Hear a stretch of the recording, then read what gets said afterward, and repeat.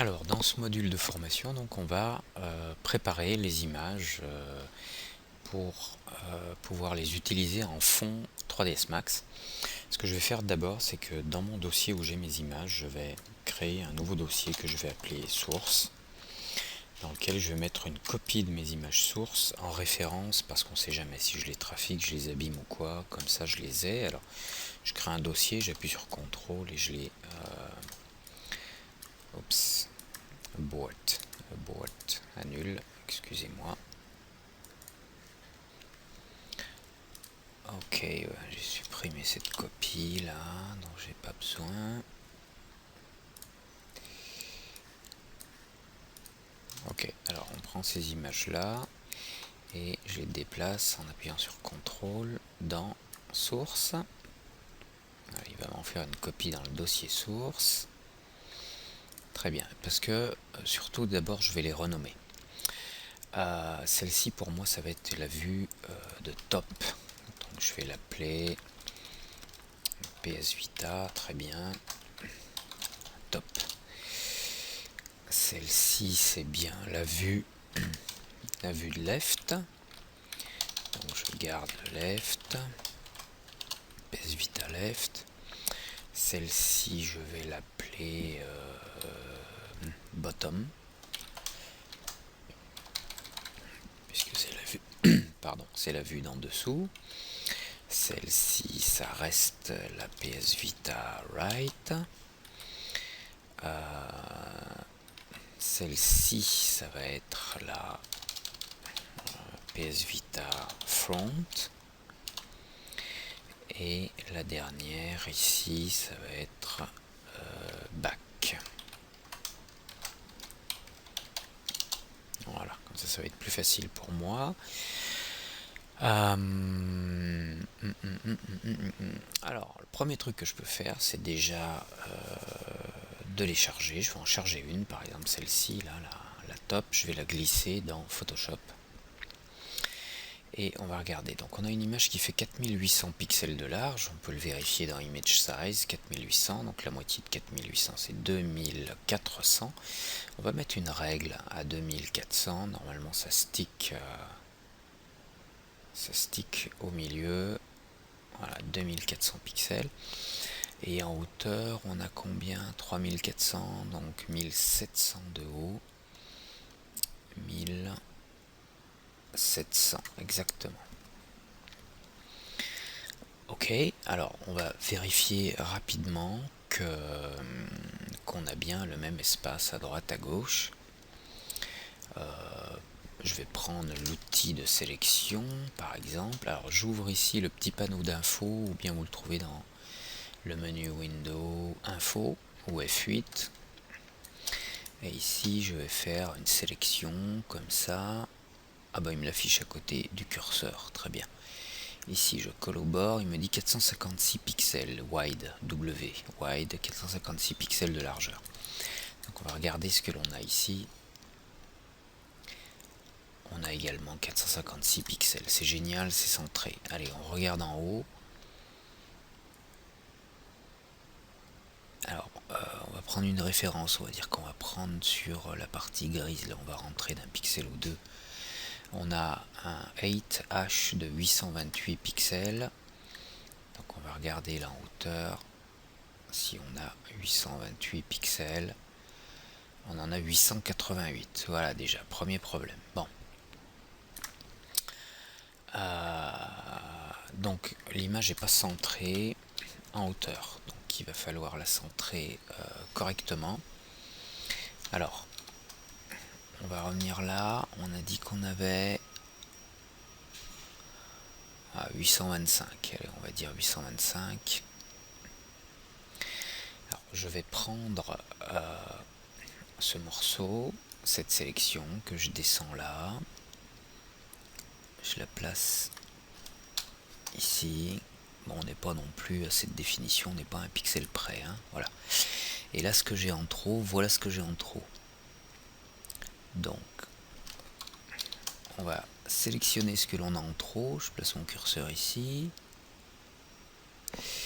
je vérifie, là je suis à 100%, ok, je mets un pixel en dessous, je sélectionne, voilà, j'ai 63 pixels en trop en hauteur. En fait je pense que c'est 64, parce que 64 est un multiple de, pas simplement un multiple de 2, mais une puissance de 2.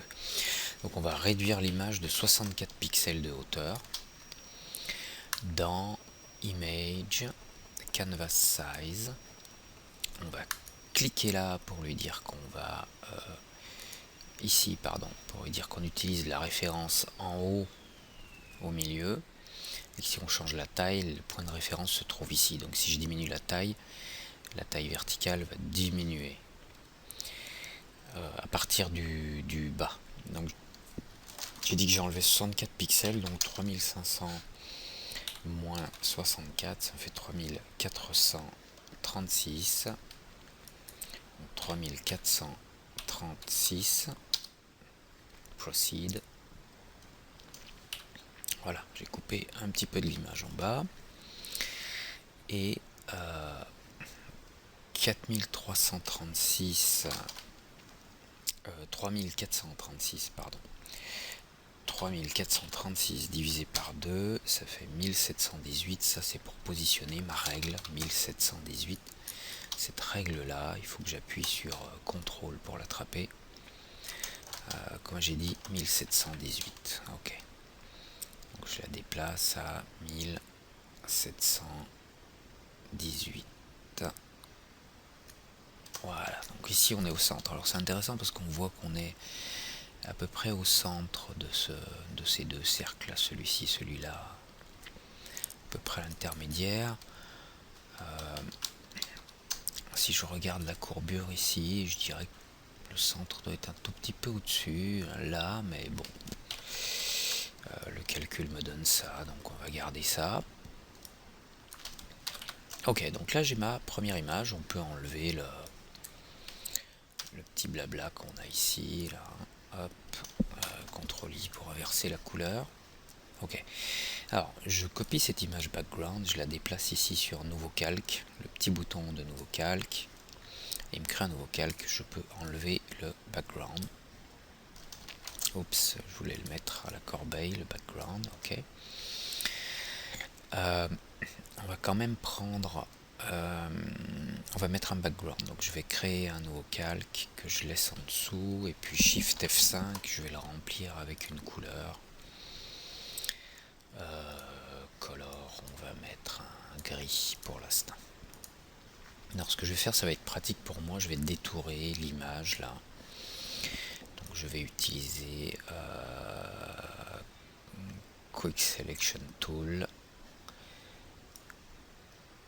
Voilà, puis je vais tracer là autour. Ok. Donc je vais vérifier, si je zoome, bon je vois tout de suite que j'ai un problème là sur ma sélection parce que ça m'a mangé un morceau là en haut. Alors j'ai de la chance parce que j'ai quand même ici, vous voyez, j'ai quand même quelques pixels gris. Je vais prendre un autre curseur, j'ai quand même quelques pixels gris là pour faire la limite.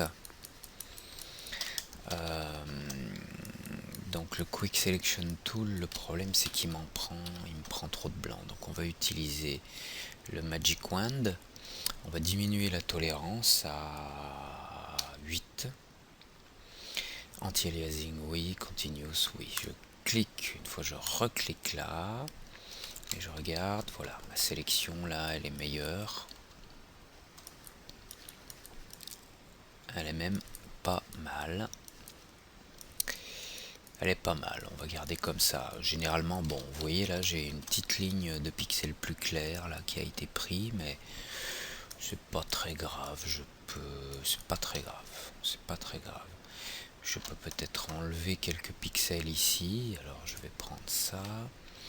J'appuie sur Alt et j'enlève quelques pixels là. Ici c'est juste histoire que ce soit clean. Là, encore une fois, hein, c'est pas très grave. Hein. Ok, contrôle moins. Donc ce que j'ai sélectionné, c'est tout ce qui est autour. Là, on va rajouter ces deux morceaux blancs. Donc je reprends la Magic Wand. j'appuie sur Shift pour ajouter à la sélection, et je clique dans le blanc ici, et je clique dans celui-là. Voilà. Donc là j'ai sélectionné tout le blanc qui est autour, j'ai plus qu'à le supprimer en appuyant sur Supr. Et je vois le gris qui est en dessous. Ok. Donc on va tout de suite sauver cette image. Donc CTRL S. Mes images, bah, c'est bon, je suis au bon endroit. On va l'appeler un PS Vita Backs comme backgrounds. .psd. Je l'enregistre en PSD pour l'instant. Je vais mettre tous les calques ici, puis on les exportera un par un ensuite. Alors, on passe à l'image suivante. Donc, on va charger l'image correspondante ici, bottom. Voilà. On va pas s'embêter, on va sélectionner ce qui nous intéresse et on va aller le coller dans l'autre. Ce sera plus simple. Donc, Magic Wand, je sélectionne une sélection là autour. Shift, la sélection des petits morceaux blancs. Alors là, ce qui est sélectionné, c'est tout ce qui est blanc. Donc on va enlever le texte de la sélection. Là, je vais prendre cet outil de sélection rectangulaire. J'appuie sur Shift pour rajouter ce morceau-là. Et puis maintenant, je vais inverser la sélection avec CTRL SHIFT I ou bien menu Select, Inverse. Voilà, maintenant c'est la console qui est sélectionnée. Donc je la copie ici, CTRL C. Je vais dans mon image précédente et je fais un CTRL V. Je vais zoomer un peu pour voir comment elle est calée par rapport à l'autre en dessous. Et puis on peut par exemple diminuer un peu l'opacité.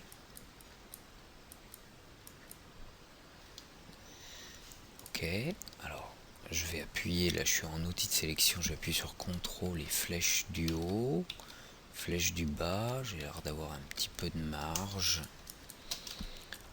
Flèche du haut.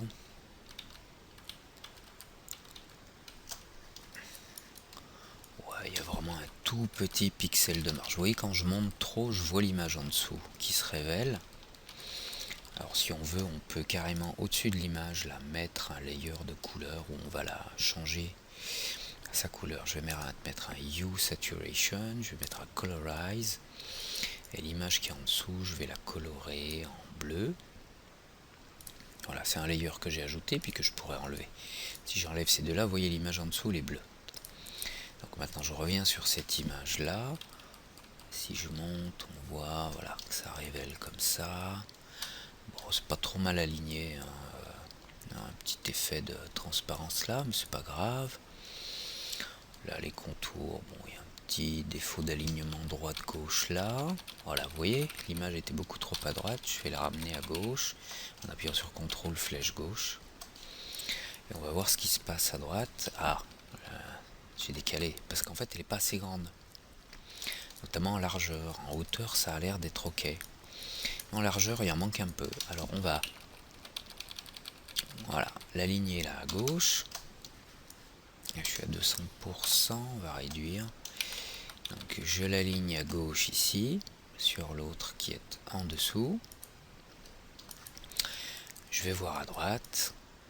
Donc là je suis décalé, en bas ça a l'air d'aller, en haut ça a l'air d'aller. J'ai un petit décalage du bouton là, mais rien de grave. Et puis par contre je vais l'agrandir en largeur. Allez, CTRL T. Je vais agrandir l'image un petit peu ici, voilà. Hop. Donc ici on avait top. Ici on a bottom. Donc, je fais un CTRL S. Ce layer de changement de couleur, je vais le mettre au-dessus. On retourne chercher une autre image. On va prendre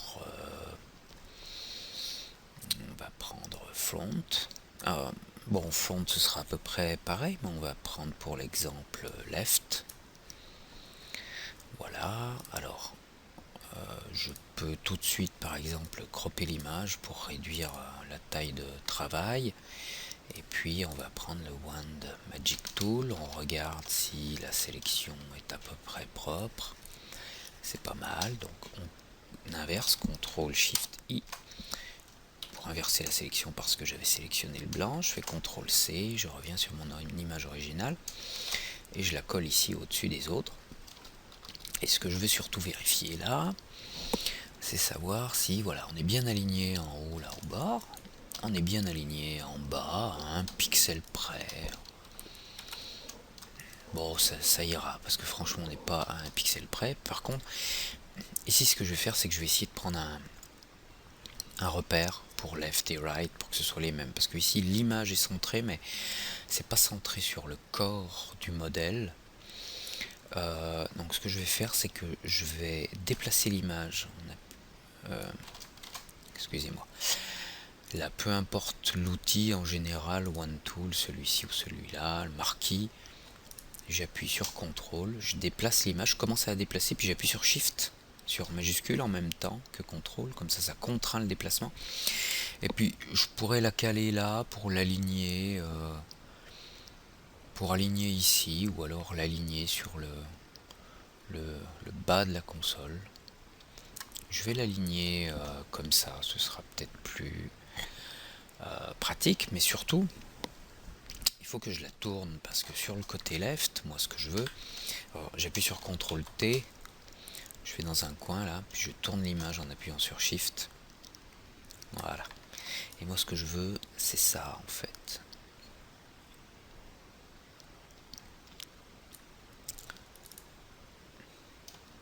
Voilà. Je veux que l'image soit comme ça. Alors maintenant, je sais plus bien si elle est centrée. Malheureusement. Je vais peut-être aller un petit peu vite. Je vais annuler là. 1, 2. Alors. Là, oui, je suis allé un peu vite. Elle est centrée verticalement. Oui, on est là, on est aligné en haut en bas. Ce qui m'arrive de faire, c'est de mettre un petit marqueur. Mettre un petit marqueur au milieu. Alors, je vais ajouter une petite ligne là. Une ligne de quelle couleur elle va être? Rose. D'une épaisseur de 1 pixel. Que je vais tracer le long de cette règle en appuyant sur Shift. Voilà. Alors, si j'appuie sur CTRL H pour enlever les règles, vous voyez la ligne rose, je ne sais pas si vous la voyez, elle est là. Alors, CTRL H pour réafficher les règles, et cette ligne, je fais un clic droit ici sur le nom Shape pour utiliser Rasterize, donc je vais la transformer en image bitmap, et ensuite je vais faire CTRL E pour mélanger cette image avec le calque qui est en dessous, ce calque où j'ai la ligne rose, donc CTRL E.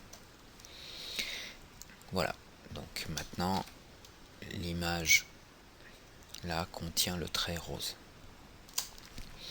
Donc CTRL H, je remets les règles et maintenant je vais pouvoir la tourner. CTRL T, j'appuie sur Shift, hop, et je vais déplacer l'image ici et je la déplace. Je prenne un autre outil, je la déplace vers le haut pour l'aligner. Voilà. Alors, si je zoome, voilà, donc j'ai mon trait rose que j'aligne sur la règle. Voilà, ça m'indique le centre de la console. Et il ne reste plus qu'à faire la même chose pour les autres. Notamment là on avait left, mais il n'y a pas grand chose de plus à voir sur l'image right. On va l'ouvrir pour jeter un œil. Si on a la position verticale des boutons, mais on la voit de l'autre côté, on a l'épaisseur. Est-ce qu'on voit l'épaisseur des boutons ici? Non, parce que là on a la croix. Peut-être l'épaisseur des boutons est intéressante ici. Sauf si on la voit sur l'image front, enfin celle qui deviendra la front, c'est-à-dire celle-là. Oui, on a l'épaisseur des boutons. Donc on n'a pas trop besoin de s'embêter avec l'image right, mais pour la forme, on peut quand même s'en occuper. Tiens, c'est intéressant parce que j'ai déjà des règles là-dessus. Ok, donc la sélection crop, on sélectionne ça, je fais une inversion, je copie l'image, je reviens sur celle-ci, je la colle. Alors, hop, j'annule, je recolle avec un zoom externe, comme ça il me la colle bien, centrée sur l'image que je vois, ce qui fait que verticalement elle est presque ok, je la monte, ouais, elle est même ok, un petit pixel en haut, en bas on est ok, on va retracer une petite ligne rose là, le long de la règle. On reconvertit la ligne en image et CTRL E pour mélanger la ligne avec l'image qui est en dessous. On la voit là, la ligne rose. Ensuite, CTRL T, je vais tourner l'image en appuyant sur Shift. Je double-clique et je vais la remonter pour l'aligner sur la règle horizontale. Je zoome pour voir si non, le trait rose est aligné sur ma règle. Voilà, celle-ci est centrée. CTRL Save. Ensuite, on repart des deux images qui nous manquent, c'est-à-dire front. J'ai chargé déjà, elle est là. Chargée ici. Donc on refait pareil, je coupe un petit peu là pour me faciliter la vie. Je vais faire une sélection, c'est bon. CTRL SHIFT I, je copie l'image, je viens la coller là. Ah, il aurait fallu que je zoome arrière avant. Je la colle, voilà. Bon, elle a l'air ici d'être alignée correctement. Là et là, c'est ok. Donc on n'a plus qu'à la monter en appuyant sur Shift et tac, elle s'aligne automatiquement sur la règle. Très bien. Je vais déplacer le calque pour bleuter là au-dessus. CTRL S en passant. Qu'est-ce qui nous manque? Ça c'est bon, j'enregistre pas. Ça c'est bon, j'enregistre pas. Il nous manque ça, c'est bon. Il nous manque celle-ci, back. La voilà. Hop, hop, hop, hop, hop. Et hop. Alors, horizontalement, elle m'a l'air d'être ok. Très bien. Donc je pense qu'on n'a plus qu'à la remonter. Ah.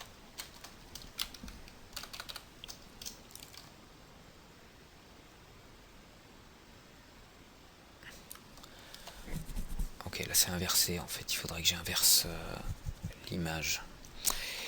On va la laisser là au centre. On va faire CTRL T. J'avais oublié ça. Il faut la tourner de ce côté. Je double-clique et puis je vais la remonter. Tac, elle colle là en bas. Elle est bien alignée sur la règle. Voilà, donc on a top.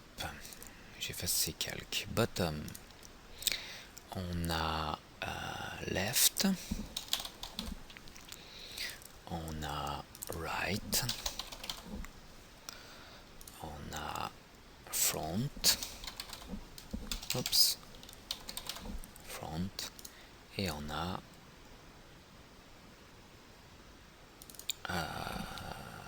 back ou rear.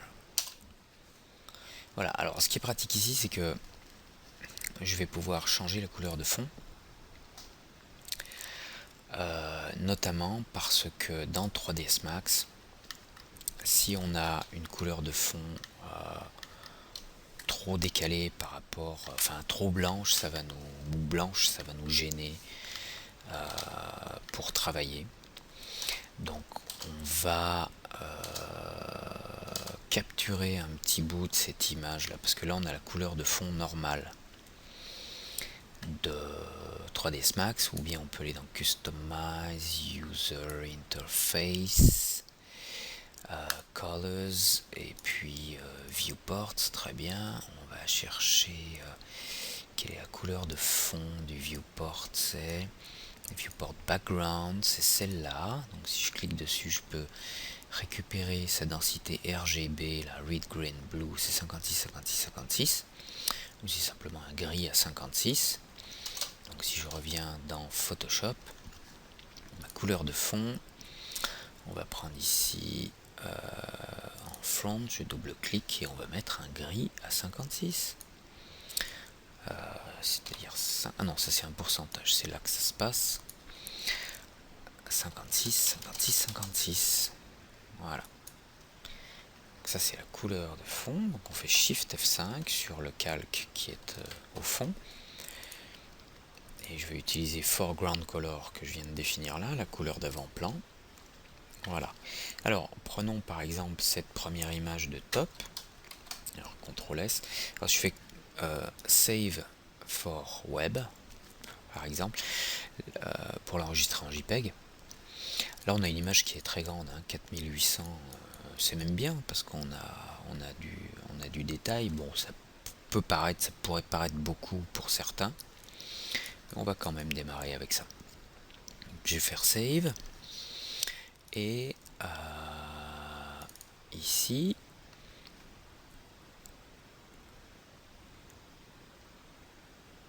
je vais faire un dossier PS Vita gabarit, ok, et je vais l'enregistrer celle-ci comme PS Vita. Top, il l'enregistre. Maintenant je vais dans 3ds Max. Alors voilà comment on définit une image d'arrière-plan. Oups, je vais revenir là, on va enlever ça. On va dans le petit plus là, dans Configure Viewports, ou ici vous voyez le menu Realistic, là le menu, le troisième, là il y a le petit plus, le nom de la vue, et là dans le troisième on peut descendre dans Viewport Background, Show Background, ok, et dans Viewport Background ou Alt B sur le clavier, on clique là. Ici on va pouvoir définir l'image que l'on veut, donc Files. Alors il va me charger la boîte de dialogue pour sélectionner l'image. Ok, donc je vais chercher l'image qui m'intéresse, qui est dans VitaPix gabarit, ok, celle-ci. Je fais ok, open, et là on va sélectionner dans Aspect Ratio. Par défaut généralement c'est Match Viewport, donc on va sélectionner Match Bitmap et on va sélectionner Lock Zoom Pan, et puis Display Background bien sûr pour l'afficher. Ici on est dans la vue top, donc c'est Lock Zoom Pan. Je vais vous montrer, ça permet à l'image de se déplacer. Ah, la couleur est pas du tout correspondante, je sais pas si c'était des pourcentages dans l'un et bon, on va remonter à quelque chose de plus clair simplement. Je vais la refaire vite fait.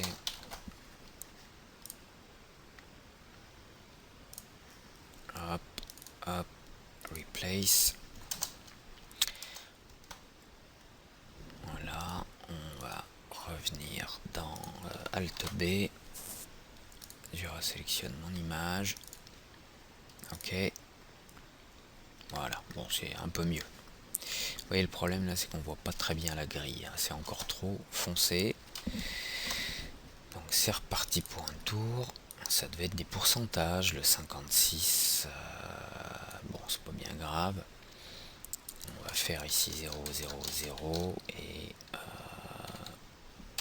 56 de noir, de black. Non, c'est ici qu'il fallait le faire. On va y arriver. 56. Voilà, je remets la couleur, CTRL SHIFT S, Save, PSP Vista Top, PS Vita, pardon. Ici, Alt B, je recharge mon image et ça devrait être ok. Bon, c'est un peu trop clair, bon tant pis, c'est pas grave. Sans doute une histoire de gamma sur laquelle on ne reviendra pas aujourd'hui.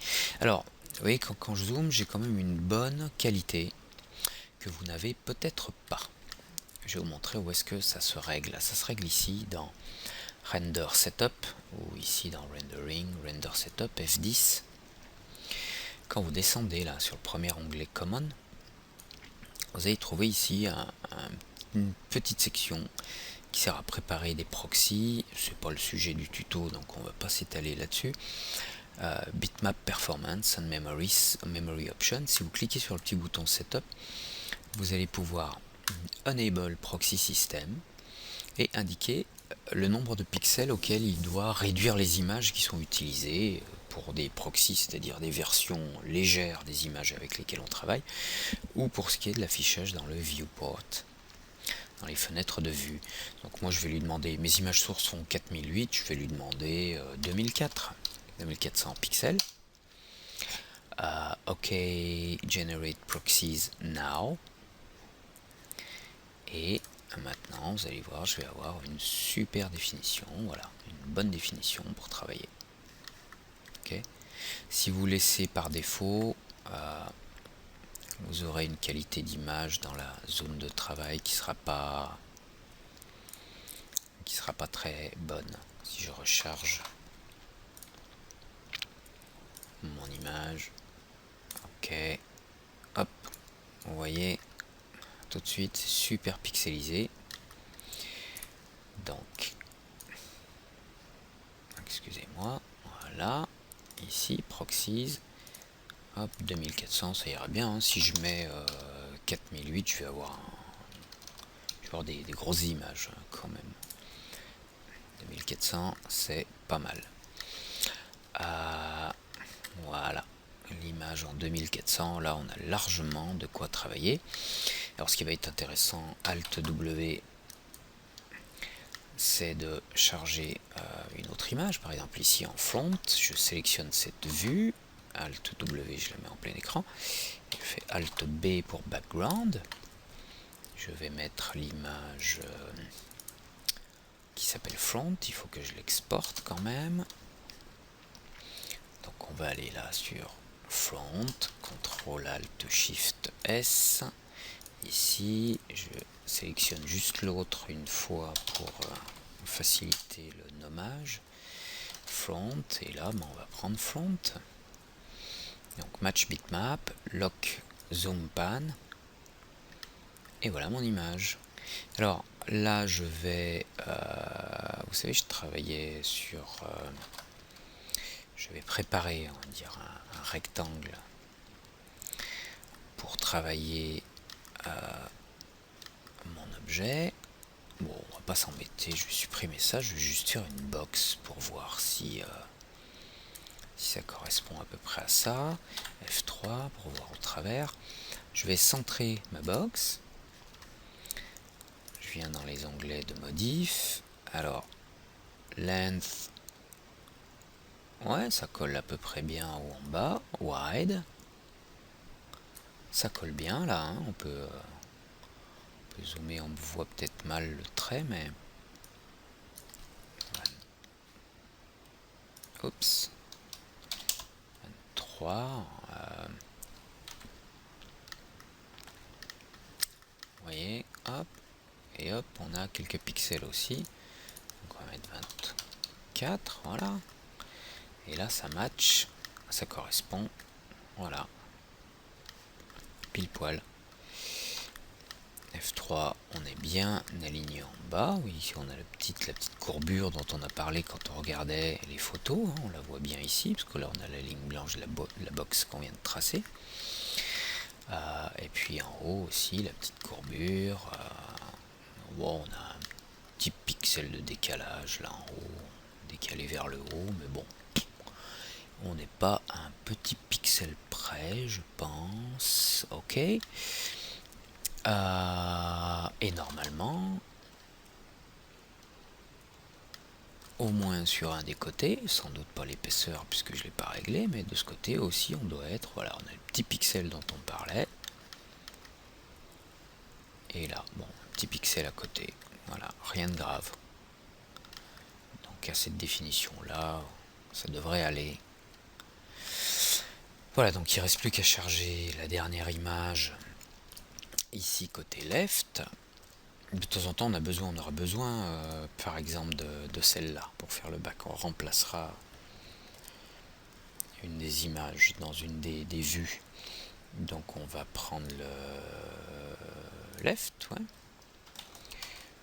CTRL ALT SHIFT S, save, PS Vita, left, on retourne dans 3ds Max, et ici, ALT B, Files, hop, hop, hop, left, et OK. Voilà, maintenant on va pouvoir se rendre compte également sur celle-ci, que là notre objet il est relativement bien aligné, et puis en bas aussi à un pixel près, encore une fois, bon, c'est pas très grave. Vous voyez notre ligne rose que l'on avait tracée tout à l'heure pour voir où est le centre. Voilà, là on va être prêt à démarrer la modélisation, donc je vous retrouve dans le module suivant. À tout à l'heure.